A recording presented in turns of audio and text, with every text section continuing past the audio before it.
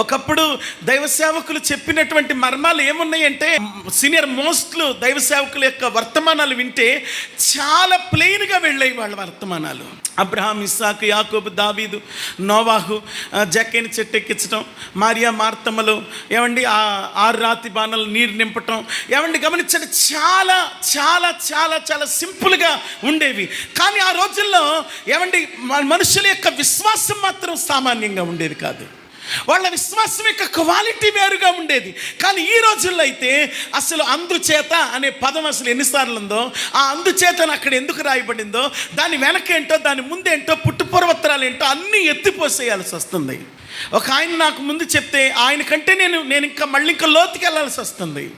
ఒక విషయం మీద ఏమండి ఎన్ని వ్యాఖ్యానాలు చదవాల్సి వస్తుందో, ఇంత లోతుగా ధ్యానించి ఇంత లోతైన మర్మాలు ప్రజల ముందు పోసిన విశ్వాసములో మాత్రం క్వాలిటీని తేలేకపోతున్నాం.